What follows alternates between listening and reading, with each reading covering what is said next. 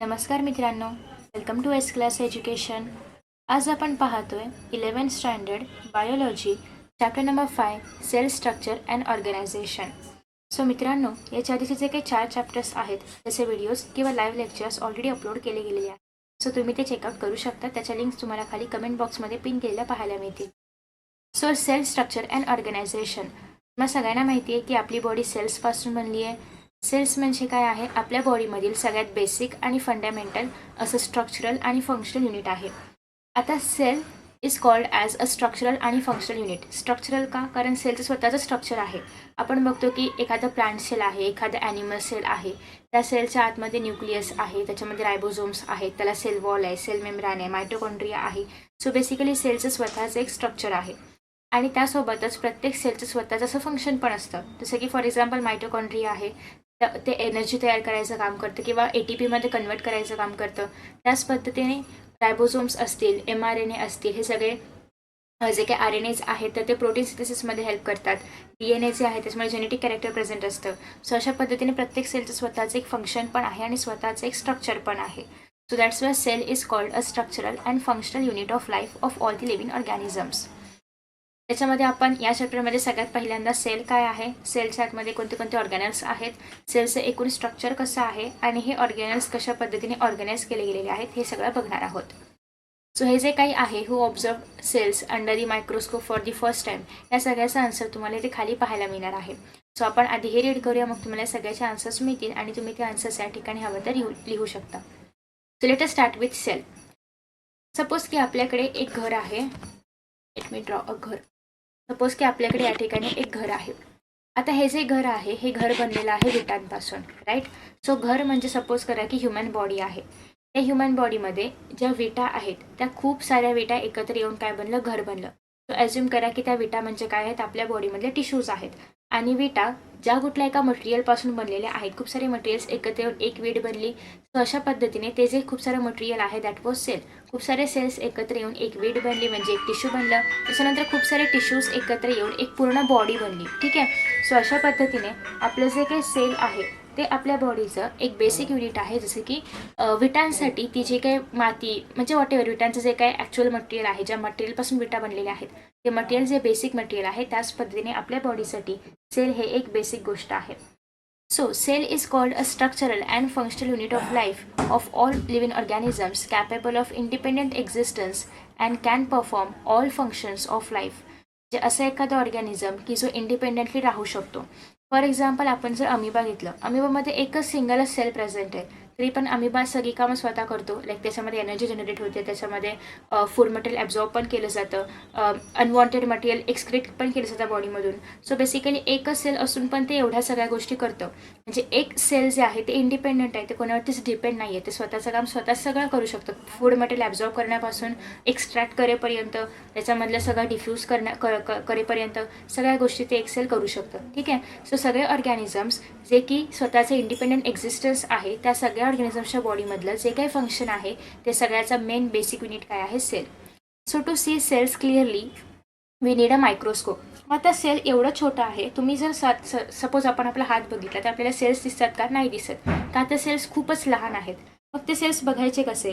तर सेल्स बघण्यासाठी एक वेगळं इन्स्ट्रुमेंट आहे कॉल्ड एज मायक्रोस्कोप. आता हे पूर्वेचे मायक्रोस्कोप आहेत. सध्याचे मायक्रोस्कोप तुम्ही सगळ्यांनी पाहिले असतीलच किंवा पाहिले नसेल तर तुम्हाला तुमच्या लॅबोरेटरीमध्ये बघायला मिळेल. त्याच्यामध्ये आपण खाली एखादं कुठलाही सेल ठेवतो. सपोज की आपण आपल्या हाताची स्किन थोडीशी वरचा लेअर जरी काढला स्किनचा, तरी पण त्याच्यामध्ये प्रचंड सेल्स असतात जे की तुम्हाला मायक्रोस्कोपच्या खाली बघायला मिळतात. ठीक आहे. So larger cells can be seen through simple microscope. आता आपल्या बॉडीमध्ये सगळे सेल्स सेम आकाराचे असतील का? नाही. आपल्या बॉडीमध्ये रेड ब्लड सेल्स आहेत, आपल्या बॉडीमध्ये स्किनमधले वेगळे सेल्स आहेत, डोळ्यामधले वेगळे सेल्स आहेत.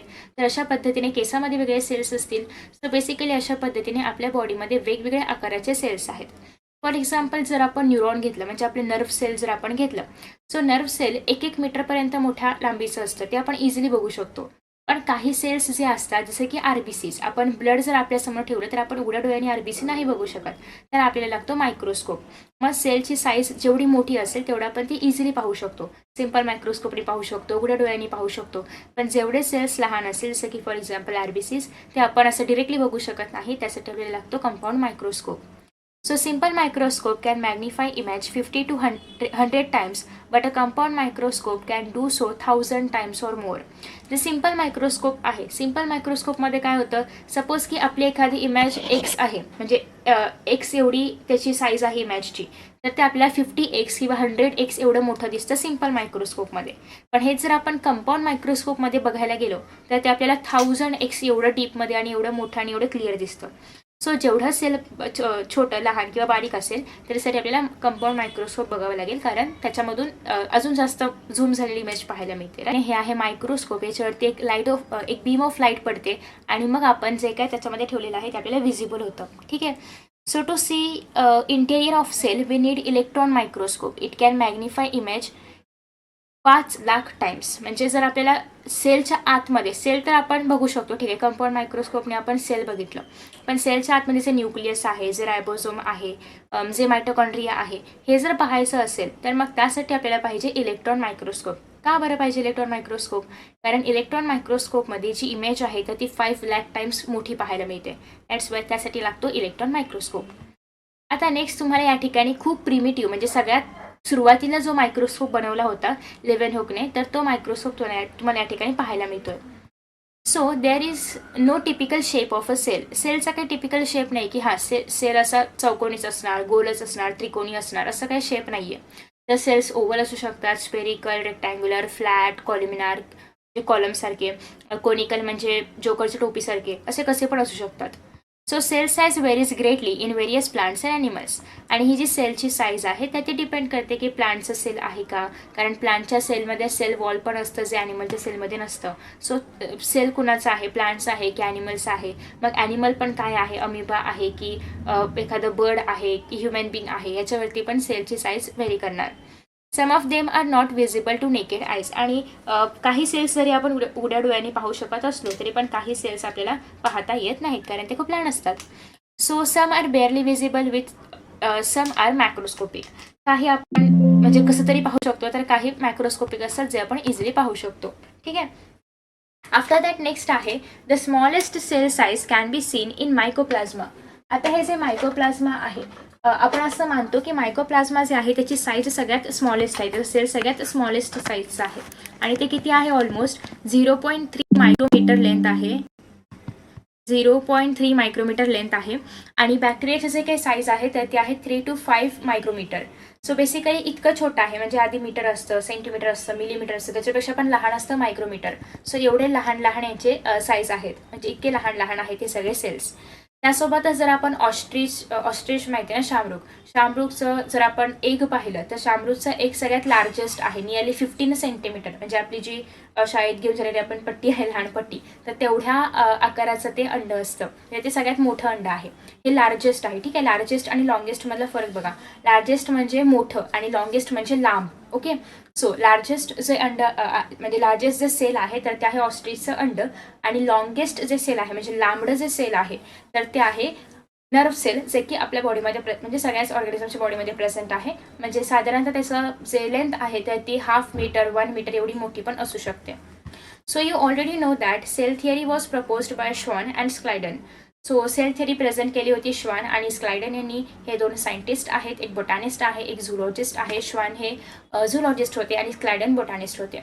So however in this theory there was no explanation about formation of new cells. पण त्यांच्या या थिअरीमध्ये कुठेच त्यांनी नवीन सेल कसं बनतं हे नव्हतं सांगितलं. मग हे कोणी सांगितलं, तर हे रुडॉल्फ वर्चो यांनी सांगितलं की नवीन सेल कसं बनतं, तर आधी जे काही सेल प्रेझेंट आहेत त्याच सेलपासून नवीन सेल बनतं. कसं काय, तर आधी आपल्याकडे फॉर एक्झाम्पल एक मिनिट, आधी आपल्याकडे हे एक सेल प्रेझेंट आहे, हे सेल डिवाइड झालं मधून आणि जेपासून दुसरे नवीन सेल्स बनले, परत हे डिवाइड झालं, परत नवीन सेल्स बनले, हे डिवाइड झालं, नवीन सेल्स बनले. सो हे जे नवीन सेल बनते हे कशापासून बनलं, ओरिजिनली आधी कुठला तरी सेल प्रेझेंट होतो त्याच्यापासून. सो हेच रुडॉल्फ वर्चोने सांगितलं की नवीन सेल नवीन कुठून येत नाही, तर जुनं जे सेल आहे तेच डिवाइड होतं आणि त्यापासून नवीन सेल बनतं. मग रुडॉल्फ वर्चोने हे 1855 मध्ये सांगितलं, फॉर द फर्स्ट टाइम की new cells are formed by cell division from pre existing cells. आणि त्यांच्या भाषेमध्ये त्याला ओमनेस सेल्युला, ई सेल्युला असं म्हटलं. ठीक आहे. So In later years, advanced research in cytology led to modification in cell theory, which is now known as modern cell theory. आणि मग हळूहळू त्यावेळेस एवढं ॲडव्हान्स असे मायक्रोस्कोप नव्हते, पण आता ॲडव्हान्स मायक्रोस्कोप आलेले आहेत, सो दॅट वी कॅन म्हणजे आपण त्या सेलच्या आतमध्ये पण काय आहे हे पण बघू शकतो, राईट. सो त्याच्यामुळे हळूहळू सेल थिअरीमध्ये चेंजेस होत गेले. त्याला आता आपण म्हणतो मॉडर्न सेल थिअरी. सो तुम्हाला इथे बघायला मिळते की सगळ्यात लहान जे आहे that is atom, that is 0.1 nanometre, 10⁻⁹ म्हणजे नॅनोमीटर. सो ॲटमची जी साईज आहे तर ती आहे 10⁻⁹,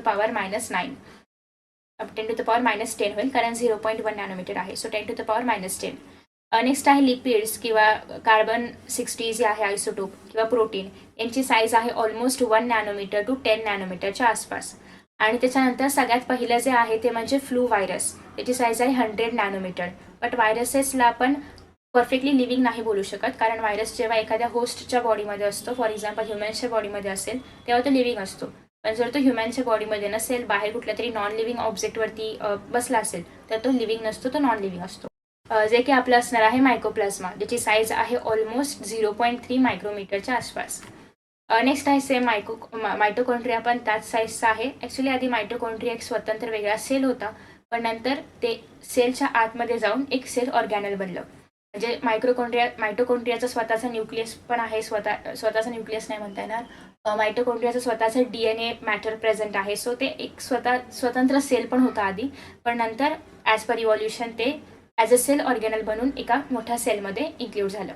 नेक्स्ट आहे आरबीसीज आहे almost 10 micrometre. Plant cell, animal cell almost 10 micrometre to 100 मायक्रोमीटरच्या मध्ये साईज बदलू शकते. नेक्स्ट आहे पोलन ग्रेन्स, ह्युमन एग, आणि मग आहे फ्रॉगचं egg.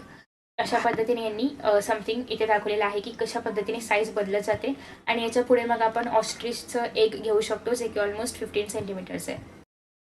Totipotency, it is the capacity or the potential of living nucleated cell to differentiate and divide to form any other type of cell and thereby a complete new organism.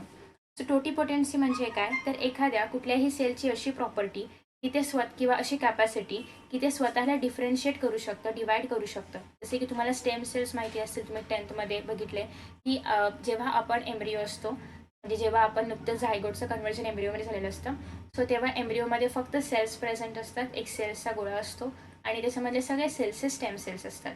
आणि हे जे stem cells आहेत हे अजून differentiate नसतं झालेले की तुम्ही आयचे सेल्स आहात, तुम्ही 4-5 सेल्स हँड बनवणार, तुम्ही 4-5 सेल्स हार्ट बनवणार, असं काही नसतं. सगळ्या सेल्सचा एक गोळा असतो. मग त्या सगळ्या सेल्सला आपण म्हणतो स्टेम सेल्स. आणि मग ज्याप्रमाणे बेबी वूममध्ये डेव्हलप होईल त्याप्रमाणे मग त्यांच्यामध्ये ते स्वतःला चेंज करतात, डिफरन्शिएट करतात आणि मग ठरतं की हा एवढ्या सेलचा ग्रुप डोळे बनवणार, एवढ्या सेलचा ग्रुप हार्ट बनवणार, एवढ्या सेलचा ग्रुप स्टमक बनवणार, डायजेस्टिव्ह सिस्टम बनवणार. सो अशा पद्धतीने ते स्वतःला त्यांनी चेंज केलं ॲज पर दी स्टिम्युलेशन्स किंवा ॲज पर द सिच्युएशन, आणि त्यांनी डिफरन्शिएट केलं स्वतःला. सो ती जी प्रॉपर्टी आहे त्यांची किंवा त्यांची ती जी काही कॅपॅसिटी आहे त्याला आपण म्हणतो totipotency. So a cell is totipotent because it has the entire genetic information, आणि त्याचे प्रत्येक स्टेम सेल प्रेझेंट होतं एम्ब्रायोमध्ये. सो ते प्रत्येक स्टेम सेलचं स्वतःचं असं जेनेटिक मटेरियल होतं, स्वतःचं असं DNA होतं. सो त्याच्यामुळे DNA असल्यामुळे, सोबत न्यूक्लियस असल्यामुळे ते प्रत्येक सेल स्वतःला कुठल्याही फॉर्ममध्ये कन्वर्ट करू शकत होतं आणि ते डिवाइड होत होतं. So embryonic animal cells are टोटिपोटंट.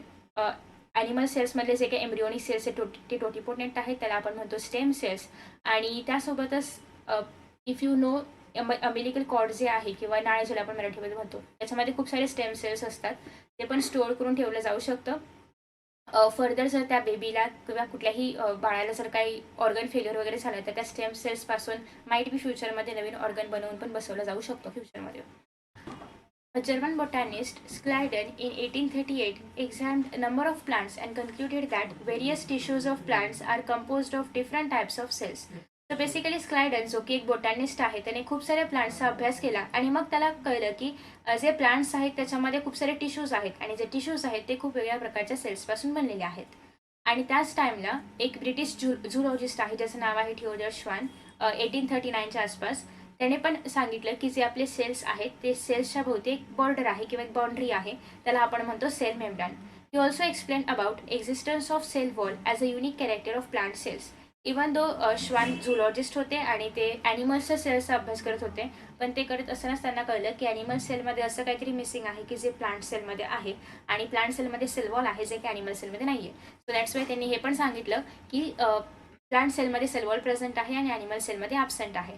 So हे मे बी तुम्हाला असं वाटू शकतं की प्लांट सेलचा अभ्यास स्लायडेडने केला होता. सो हे स्टेटमेंट स्लायडेडचं असेल, पण असं नाही आहे. सो हे तुम्हाला याच्यामध्ये इनकरेक्टमध्ये येऊ शकतं. आफ्टर दॅट नेक्स्ट आहे on the basis of his observation he propose that animals and plants are made up of cells and products of cells. So या दोघांच्या ऑब्झर्वेशननुसार असं लक्षात आलं की ॲनिमल्स आणि प्लांट्स हे सेल्सपासून बनलेले आहेत आणि ते सेलचे प्रोडक्ट आहे. आता सेलपासून बनले म्हणजे सेलचं प्रोडक्ट झालं. तर अशा पद्धतीने त्यांनी सांगितलं की ॲनिमल्स आणि प्लांट्स हे दोघं पण सेल्सपासून बनलेले आहेत. पण सेल्स कशापासून बनले हे त्यांनी नव्हतं सांगितलं. मग आता आहे postulates of modern cell theory.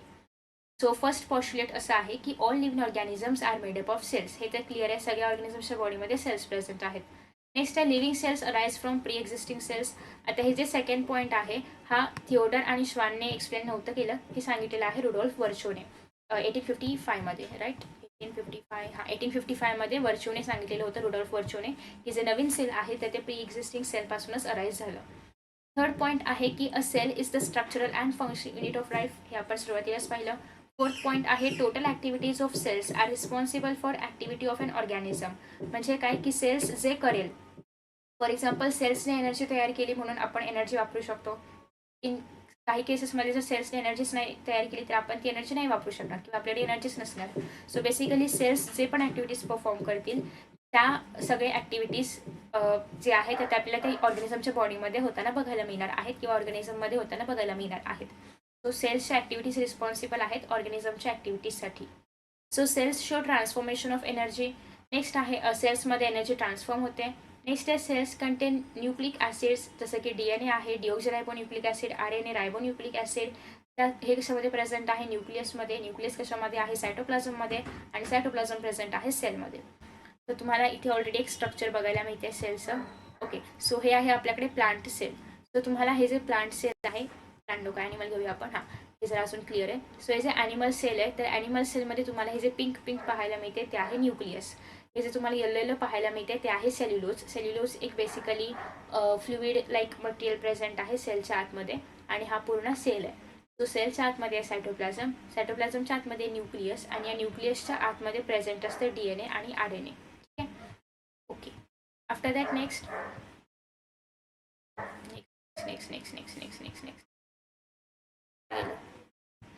So kinds of cells. आता सेल्सचे प्रकार. सो जनरली दोन प्रकारचे सेल्स आहेत, प्रोकॅरियोटिक सेल्स आणि युकॅरियोटिक सेल्स. प्रो स्टँड्स फॉर आधीचं आणि जुनं, कॅरियोटिक म्हणजे न्यूक्लियस. सो जुन्या न्यूक्लियसपासून जे काही सेल्स बनलेलं आहे that is prokaryotic. Eu stands for नवीन, कॅरियोटिक म्हणजे न्यूक्लियस. सो नवीन न्यूक्लियस असणारं जे काही सेल आहे तर ते आहे युकॅरियोट्समध्ये. ॲज यू ऑल नो की ह्युमन बिंग्स किंवा इतर सगळे ॲनिमल्स जे पण तुम्हाला आसपास पाहायला मिळतात किंवा प्लांट्स पण, त्या सगळ्यांमध्ये युकॅरियोटिक सेल प्रेझेंट आहे. मग प्रोकॅरियोटिक कोणामध्ये आहे तर prokaryotic cell is present in bacteria. त्यासोबतच मोनेरा ह्याच्यामधले, मोनेरा किंगडममधले जे पण सगळे ऑर्गॅनिझम्स आहेत त्या सगळ्यांमध्ये प्रोकॅरियोटिक सेल्स प्रेझेंट आहेत. After that next, living organisms are grouped in two main categories, prokaryotes and eukaryotes. The prokaryotes have simple cellular organization while eukaryotes exhibit high degree of organization. So प्रोकॅरियोट्समध्ये जे nucleus आहे ते वेल defined नाही आहे, त्याच्या वेल defined boundaries नाही आहेत, ते खूप जुनं आणि सिम्पल असं न्यूक्लियस आहे. So prokaryotic cells. The cell in prokaryotes show following main features. It has chemically complex protective cell envelope. Cell envelope म्हणजे काय, सेलला बाहेरून कवरिंग लाईक सेल मेम्ब्रेन असतं, सेल वॉल असतं, त्याप्रमाणे यांच्याकडे सेल एनव्हॉल्प आहे. So however it does not have well defined nucleus and other membrane bound cell organelles. Membrane bound म्हणजे फॉर एक्झाम्पल मायटोकॉन्ड्रिया. मायटोकॉन्ड्रियाला स्वतःचं मेम्ब्रेन आहे. इथे जर तुम्ही मायटोकॉन्ड्रियाला बघितलं, त्याला मायटोकॉन्ड्रिया इथे त्याला बघा, इथे स्वतःचं त्याला मेम्ब्रेन आहे, जर आउटर तुम्हाला हे बघायला मिळते हे.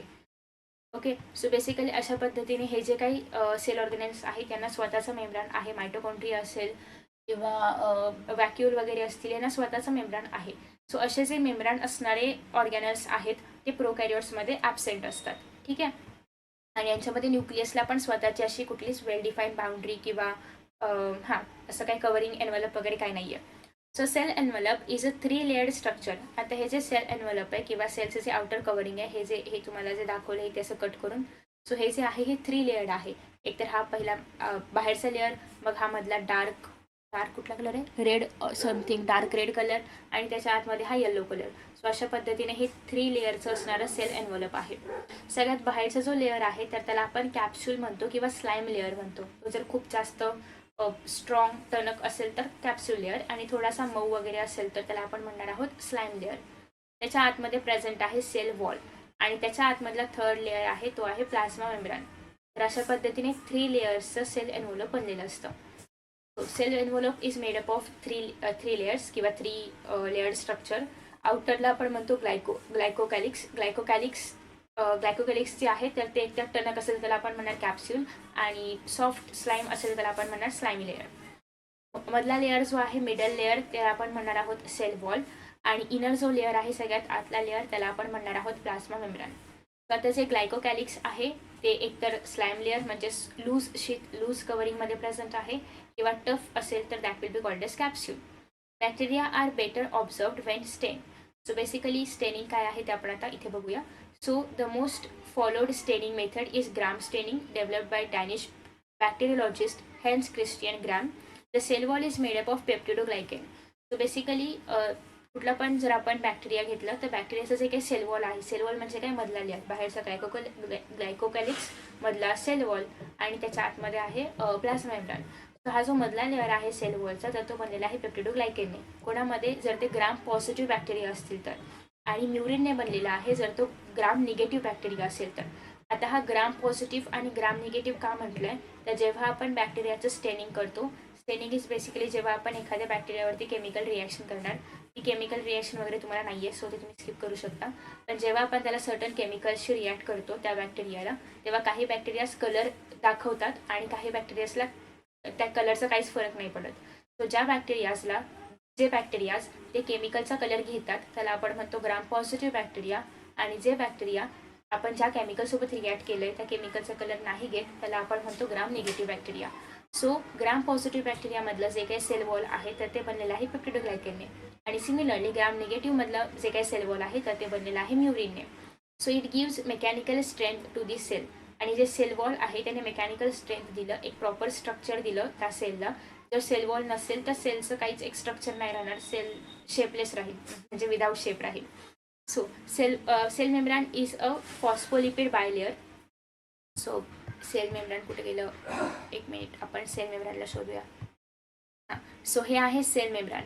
सो बेसिकली सेल मेम्ब्रेन एक जाड लेअर आहे, जसं की हा कसा जाड लेअर आहे तर त्यांनी आतमधलं, हे बघा हा जाड लेअर आहे, हा जाड लेअर आहे. सो बेसिकली तो जाड लेअर जो आहे त्याच्या आतमध्ये काय काय, फॉर एक्झाम्पल आपण जर गादी घेतली तर गादीच्या आतमध्ये कापूस असतो, त्याच्याप्रमाणे हा एक जाड लेअर आहे, मग त्याच्या आतमध्ये काय काय ते दाखवते त्याला.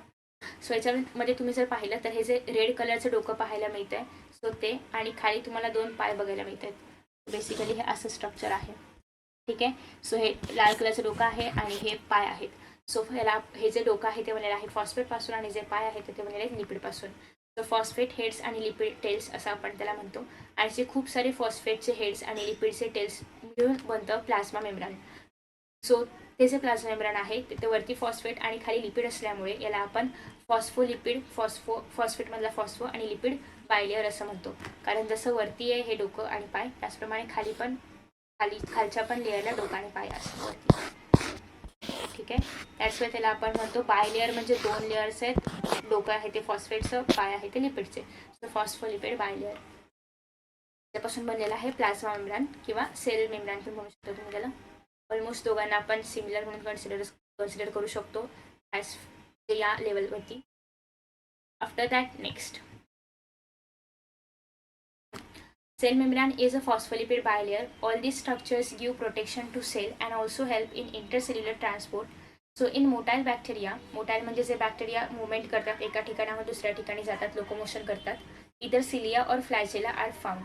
सो बेसिकली फॉर एक्झाम्पल जर हा बॅक्टेरिया एका ठिकाणाहून दुसऱ्या ठिकाणी जात असेल तर त्याला ते करण्यासाठी इथे शेपटी आहे. शेपटी इज बेसिकली फ्लॅजेला, की त्याच्यामुळे ते बॅक्टेरिया हलू शकतं, त्याला मोशन मिळू शकतं त्या बॅक्टेरियाला. आणि हे जे असे छोटे छोटे स्ट्रक्चर्स आहेत त्याच पद्धतीने अजून लहान लहान सिलियासारखे स्ट्रक्चर असतात, त्याच्यामुळे पण त्या बॅक्टेरियाला किंवा त्या ऑर्गॅनिझमला एका ठिकाणाहून दुसऱ्या ठिकाणी जाता येतं. लाईक ह्याला पॅरामेशियमला कसे खाली स्ट्रक्चर्स आहेत एकदम बारीक बारीक. फॉर एक्झाम्पल असा असतो आपला पॅरामेशियम आणि याला असे एकदम बारीक बारीक बारीक बारीक बारीक बारीक पाय असतात केसांसारखे. That is called as cilia. आणि त्याच्यामुळे ते एका ठिकाणावर दुसऱ्या ठिकाणी लोकोमोशन करू शकतात. After that so both are driven by rotatory movements produced by basal body. हे बेसल बॉडी वगैरे तुम्हाला अजून पुढे बघायला मिळेल. So other parts are filament and hook. त्यासोबतच फिलामेंट्स प्रेझेंट असतात, हुक्स पण प्रेझेंट असतात. हुक यासाठी की जर ते बॅक्टेरिया स्वतःचं फूड स्वतः नसेल बनवत तर मग त्याला इतर कुठल्या तरी ऑर्गॅनिझमच्या बॉडीमध्ये राहावं लागेल आणि त्या ऑर्गॅनिझमच्या बॉडीमध्ये राहण्यासाठी किंवा स्टिक होण्यासाठी बेसिकली अडकण्यासाठी त्याला हुकची गरज असते. नेक्स्ट आहे some other surface projections are the tubular pili which help in intercellular communication. Basically हे जे तुम्हाला पिलाई किंवा पायलाई वॉटेवर जे बघायला मिळतात तर ह्याच्यामुळे इकडच्या सेलमधलं काही दुसऱ्या सेलमध्ये पाठवायचं असेल तर हे पिलाई हे दोघं मध्ये ॲज अ एजंट सारखं काम करतात की इकडून काही मटेरियल किंवा काही आयन्स तिकडे पाठवायचे असतील, तिकडून काहीतरी आयन्स मटेरियल वॉटेवर इकडे घ्यायचं असेल तर हे पिलाई हेल्प करणार. आफ्टर दॅट सो नेक्स्ट आहे अँड फिमरिये. फिमरिये म्हणजे काय? For clinging to support. So basically fimbriae पण अगेन समथिंग हुकसारखं स्ट्रक्चर आहे की जे त्याला कुठल्या पण होस्टच्या बॉडीवरती पकडण्यासाठी किंवा सपोर्टसाठी हेल्प करणार. होस्टच्या बॉडीवरती किंवा नॉन लिव्हिंग ऑब्जेक्टवरती पण. So the cell membrane shows infoldings called as mesosomes which help in cell wall formation, cell respiration and DNA replication.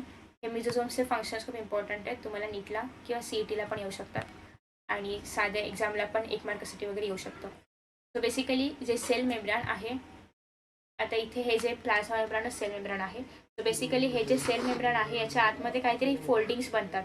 ते सपोज की हा आता असा लेअर आहे, ठीक आहे. सो याचे या ठिकाणी काहीतरी असे फोल्डिंग्स बनले, काहीतरी घड्या बनल्या. सो त्या ज्या काही घड्या आहेत प्लाझ्मा मेम्ब्रानच्या किंवा सेल मेम्ब्रानच्या, त्या घड्याला आपण म्हणतो मिझोझोम्स. आता हे जे काही फोल्डिंग्स आहेत तर ते सेल वॉलला फॉर्म करायला हेल्प करतात. कारण सेल वॉल कुठे आहे बघा, हे प्लाझ्मा मेम्ब्रान आहे, प्लाझ्मा मेम्ब्रानच्या बाहेर सेल वॉल आहे. So that's why cell wall बनवायला प्लाझ्मा मेम्ब्रानच हेल्प करणार आहे. प्लाझ्मा मेम्ब्रानचे हे जे फोल्डिंग्स आहेत मिझोझोम्स, तर हेच हेल्प करतात सेल वॉल फॉर्म करायला. त्यासोबतच नेक्स्ट आहे सेल्युलर रेस्पिरेशन करण्यासाठी पण हेल्प करणार. जसं की आपल्या बॉडीमध्ये सेलच्या आतमध्ये रेस्पिरेशनसाठी आहे मायटोकॉन्ड्रिया. त्यांच्याकडे मायटोकॉन्ड्रिया नाही आहे. का नाही आहे? कारण मायटोकॉन्ड्रिया हा मेम्ब्रान बाउंड स्ट्रक्चर आहे आणि प्रोकॅरियोट्समध्ये मेम्ब्रान बाउंड स्ट्रक्चर ॲबसेंट असतात. तर त्यांच्याकडे स्वतः तसं मायटोकॉन्ड्रिया नाही आहे. मग मिझोझोम त्यांना रेस्पिरेशनला पण हेल्प करतं. त्यासोबतच DNA रेप्लिकेशनला पण हेल्प करतं. So some bacteria especially photosynthetic cyanobacteria show more long extensions called as chromatophores. So basically काय बॅक्टेरियाजमध्ये हे जे मिझोझोम्सचं एक्सटेन्शन आहे, म्हणजे मिझोझोमसारखं एक्सटेन्शन जे आहे ते अजून मोठं पण असू शकतं. आणि क्रोमो, कारण त्याच्यामध्ये पिगमेंट्स प्रेझेंट असतात, मग ते कलरफुल पण दिसणार. म्हणजे जो कुठला पिगमेंट प्रेझेंट असेल, ग्रीन असेल तर ग्रीन कलरचा, येलो असेल तर येलो कलरचा दिसणार. सो दे कॅरी फोटोसिंथेटिक पिगमेंट्स आणि त्याच्यामध्ये फोटोसिंथेटिक पिगमेंट्स प्रेझेंट असतात. सो आता पिगमेंट्स कोणत्या कलर्स आहेत, जॅन्थोफिल आहे, कुठला पिगमेंट आहे, त्याच्यानुसार त्याला कलर मिळणार. So the cytoplasm contains dense particles called as ribosomes helping in protein synthesis. तुम्ही जर इथे बघितलं तर खूप बारीक बारीक तुम्हाला पार्टिकल्स बघायला मिळतात. हे बघा, हे पर्पल कलरचे, डार्क पर्पल कलरचे, तर हे काय आहेत? रायबोझोम्स. सो बेसिकली हे जे रायबोझोम्स आहेत तर ते हेल्प करतात प्रोटीन सिंथेसिससाठी. आता ते कसे हेल्प करतात तुम्ही 10th स्टँडर्डला वगैरे शिकला असाल की रायबोझोम्स प्रोटीन सिंथेसिसला कसे हेल्प करतात. नसेल माहिती तर आपण याच चॅप्टरमध्ये पुढे बघणार आहोत. Don't worry. Next ribosomes are described by their sedimentation rate in Svedberg unit. So basically आपण जेव्हा म्हणतो की एखादं ऑर्गॅनिझम आहे त्याच्यामध्ये रायबोझोम प्रेझेंट आहे, तर आपण एक रायबोझोम, 2 रायबोझोम वगैरे असं न म्हणता एक जो रायबोझोम असतो तर तो 2 युनिट्सपासून बनलेला असतो. फॉर एक्झाम्पल असा. सो बेसिकली हा वरचा एक रायबोझोम आहे, खालचा एक रायबोझोम आहे. हे दोघं कनेक्ट होतात का तर यांना प्रोटीन सिंथेसिस करायचं असतं. ही प्रोसेस तुम्ही अजून पुढे बघणार आहातच. सो बेसिकली आता एवढंच लक्षात ठेवा की रायबोझोम्स जे आहेत ते एक मोठा रायबोझोम असतो, एक लहान रायबोझोम असतो, लार्जर सब युनिट आणि smaller sub unit. So basically ते लोक मिळून एक मोठा रायबोझोम बनवतात. आता पर्टिक्युलरली प्रोकॅरियोट्समध्ये जे रायबोझोम असतात तर ते 70S चे असतात. 70S इट्स बेसिकली त्याची डेन्सिटी आपण म्हणू शकतो, पण ॲक्च्युली डेन्सिटी नाही, पण तुम्ही कोरिलेट करू शकता डेन्सिटीसोबत. सो बेसिकली 70Sचा रायबोझोम प्रेझेंट असतो प्रोकॅरियोट्समध्ये. हे जर तुम्ही युकॅरियोटिक सेल पाहिलं तर त्याच्यामध्ये 80Sचा रायबोझोम प्रेझेंट असणार. मग आता या लोकांनी 70Sला कसं म्हणजे कसं बायफर्गेट केलं आहे लहान आणि मोठ्यामध्ये, तर जो मोठा रायबोझोम आहे तो असणार आहे 50Sचा आणि लहान 30Sचा. तुम्ही तुम्ही म्हणाल की 50 आणि 30 तर 80 होतात, पण आपल्याला ॲडिशन नाही करायची आहे. त्यांनी फक्त सांगितलं की मोठा 50 इयर्सचा असतो आणि लहान 30 इयर्सचा असतो, पण दोघांचं कंबाईन जर त्यांनी काढलं तर ते 70 इयर्स येत होतं. दॅट्स वाय त्यांनी सांगितले 70 इयर्स. आपण असं जनरल ॲडिशन नाही करू शकत. आफ्टर दॅट नेक्स्ट आहे डू यू नो. चलो देखते. The term cell was first used by Robert Hooke in 1665 in his book Micrographics. So तुम्हाला इथे काय काय प्रश्न विचारले होते कॅन यू रिकॉलमध्ये, त्या सगळ्याचे आन्सर्स तुम्हाला आता हळूहळू मिळतील. After that Purkinje and Mohl discovered protoplasm. प्रोटोप्लाझममध्ये काय काय येतं? प्रोटोप्लाझममध्ये एक तर पहिली गोष्ट सायटोप्लाझम येतं along with nucleus. Cytoplasm plus nucleus जर तुम्ही एका सेलमध्ये बघितलं तर that will be considered as protoplasm. Next आहे गॉल्जी. कॅमिलिओ गॉल्जीने 1838मध्ये गॉल्जी ॲपॅरेटस डिस्कवर केलं होतं. गॉल्जी ॲपॅरेटस तुम्हाला सगळ्यांना माहिती असेल, एक विदाऊट एनी स्ट्रक्चर च्युइंगमसारखं समथिंग, चिकट नसतं पण च्युइंगमसारख्या आकाराचं असं एक गॉल्जी ॲपॅरेटस इथे प्रेझेंट आहे. ते असं कसंही जेलीसारखं मूव्ह करू शकतं. दॅट्स वाय गॉल्जी ॲपॅरेटस, जे की गॉल्जीने फाइंड आउट केलं होतं. नेक्स्ट आहे रॉबर्ट ब्राउनने न्यूक्लियस डिस्कवर केलं होतं. बाल्बियानीने डिस्कवर केलं होतं discovered chromosomes in salivary glands of Chironomus larva. So जो किरोनोमस लार्वा आहे त्याच्या त्याच्या सलायवरी ग्लँडमध्ये त्यांनी काहीतरी क्रोमोझोम्स सारखं डिस्कवर केलं होतं, जे की फर्दर मायक्रोस्कोपमधून वगैरे बघितल्यानंतर आपल्याला कळलं की ते क्रोमोझोम्स वगैरे आहेत. पण त्या काळामध्ये एवढे इलेक्ट्रॉन मायक्रोस्कोपसारखे स्ट्रॉंग मायक्रोस्कोप नव्हते. सो त्यांनी काहीतरी एक स्ट्रक्चर डिस्कवर केलं होतं, ज्याचा पुढे अजून रिसर्च होत गेलं. नेक्स्ट आहे फ्लेमिंगने 1882मध्ये सेल डिव्हिजनचा शोध लावला होता किंवा अभ्यास केला होता, आणि जे आपण म्हणतो मायटोसिस मिओसिस सेल डिव्हिजन आहे, जे की आपण नेक्स्ट चॅप्टरमध्ये बघणार आहोत आणि ऑलरेडी 10th ला पण पाहिलं आहे. सो जे मायटोसिस हा टर्म आहे हा पण फ्लेमिंगनेच दिला. नेक्स्ट आहे पॉर्टर. 1945मध्ये त्यांनी एंडोप्लाझमिक रेटिक्युलम डिस्कवर केलं. तर तुम्ही जर कुठल्याही सेलमध्ये पाहिलं तर हे जे जाळीसारखं मटेरियल आहे, न्यूक्लियसच्या बाहेरून स्टार्ट होतं हे जाळीसारखं मटेरियल. सो हे जे जाळी आहे that is called as endoplasmic reticulum. तो त्याचा शोध लावला होता. आफ्टर दॅट नेक्स्ट आहे Benda gave the name mitochondria. आता मायटोकॉन्ड्रिया त्यांना एक माहिती आहे की हे काहीतरी सेल ऑर्गॅनल आहे, पण त्याला काहीच नाव नव्हतं. सगळ्यात पहिल्यांदा बेंडाने त्याला मायटोकॉन्ड्रिया असं नाव दिलं. नेक्स्ट आहे C.Dewey. सो यांनी लायझोझोम्स डिस्कवर केले. सो तुम्हाला इथे बघायला मिळतात लायझोझोम्स. एकदम स्मॉल वेसिकल्स सारखे पार्टिकल्स असतात. सो त्यांना आपण म्हणतो लायझोझोम्स. आणि लायझोझोम्सला स्वतःचं असं मेम्ब्रान पण असतं. सो दॅट्स वाय ते तुम्हाला प्रोकॅरियोट्समध्ये नाही पाहायला मिळणार, फक्त युकॅरियोट्समध्ये पाहायला मिळतील. ठीक आहे. आफ्टर दॅट नेक्स्ट आहे genetic material in bacterium is a single chromosome made up of circular and coiled DNA ring.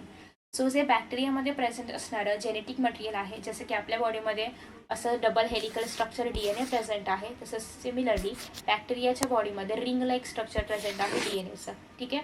So it remains attach to mesosome. Mesosome म्हणजे काय होतं? प्लाझ्मा मेम्ब्रान किंवा सेल मेम्ब्रानचं एक्सटेन्शन.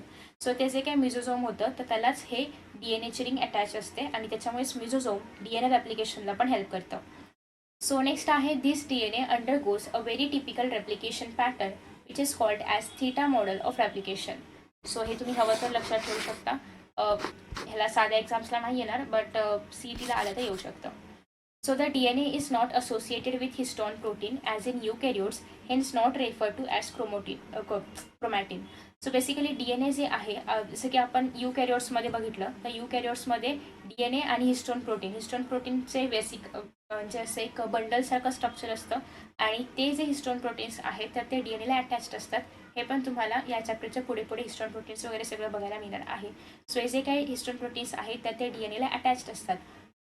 कोणामध्ये? युकॅरियोट्समध्ये. पण हे जर आपण प्रोकॅरियोट्समध्ये बघितलं तर ते असं काही अटॅच नसतं किंवा प्रेझेंट नसतं. आणि जर अटॅच्ड असेल हिस्टोन प्रोटीन DNAला तर त्याला आपण म्हणतो क्रोमॅटिन. जसं की प्रोकॅरियोट्समध्ये हे अटॅचडच नाही आहेत, सो त्याला आपण क्रोमॅटिन नाही म्हणू शकत. नेक्स्ट आहे besides chromosomal DNA many bacteria show plasmid which are small circular DNA molecule carrying few genes. So DNA सोडून पण अजून पण काही प्लाझमिडसारखे जेनेटिक एक्स्ट्रा सेल्युलर मटेरियल आपण त्याला म्हणू शकतो, जे की प्रेझेंट आहेत. त्याच्यामध्ये ऑलमोस्ट DNA प्रमाणेच स्ट्रक्चर असतं. काही जीन्ससुद्धा प्रेझेंट असतात. They are termed as extra chromosomal self replicating DNA molecules. ते क्रोमोझोम्सच्या बाहेर असतात ऑब्विसली, कारण डी एन ए मिळूनच क्रोमोझोम बनतं. पण हे जे काही प्लाझमिड्स आहेत तर ते डी एन एच्या बाहेर आहेत, किंवा ते डी एन ए नाही आहे, ते क्रोमोझोममध्ये नाही आहे प्रेझेंट. ते डी एन एसारखं काहीतरी आहे आणि ते एक्स्ट्रा क्रोमोझोमल मटेरियल आहे, सेल्फ रेप्लिकेटिंग, कारण त्याचं स्वतःचं असं जेनेटिक मटेरियल आहे, सो ते स्वतःहून रेप्लिकेट करू शकतं. They are of two types, F plasmid for reproduction and R plasmid for resistant against antibiotics. So basically plasmid reproduction सुद्धा करू शकतात, का तर स्वतःचं जेनेटिक मटेरियल असल्यामुळे. आणि जे आर प्लाझमिड आहेत तर ते अँटीबायोटिक रेसिस्टंट असतात. सो सपोज इन केस की तुमच्याकडे एखादा सेल आहे, त्या सेलमध्ये कुठल्या तरी XYZ अँटीबायोटिकच्या रेजिस्टंट प्लाझमिड प्रेझेंट आहे, तर तुम्ही जर ते सेल त्या XYZ अँटीबायोटिकमध्ये टाकलं तर त्या सेलला काहीच फरक नाही पडणार, कारण ऑलरेडी त्यांच्या बॉडीमध्ये असं प्लाझमिड आहे की जे त्या अँटीबायोटिकसोबत फाईट करू शकतं आणि त्या अँटीबायोटिक त्या बॅक्टेरियाला काहीच नाही करू शकणार. ठीक आहे. सो प्लाझमिडचं हे पण एक काम आहे. नेक्स्ट आहे cytoplasm of prokaryotes is a pool of all necessary material like water, enzymes, elements, amino acids etcetera. So प्रोकॅरियोट्सचं जे काही सायटोप्लाझम आहे त्याच्यामध्ये liquid material as a water present आहे. त्यांचं फूड डायजेस्ट करायचं असेल, एक्सक्रीट करायचं असेल तर त्यासाठी जे काही एन्झाईम्स लागतात ते पण प्रेझेंट आहेत. इतर एलिमेंट्स, प्रोटीन्स वॉट एव्हर सगळं प्रेझेंट आहे. अमायनो ॲसिड्स प्रेझेंट आहे. Some inclusion bodies in the form of organic, that is cyanophycean starch आणि ग्लायकोजन, आणि इनऑर्गॅनिक ग्रॅन्युल्स, फॉस्फेट आणि सल्फरचे ग्रॅन्युल्स वगैरे पण बघायला मिळतात. After that next,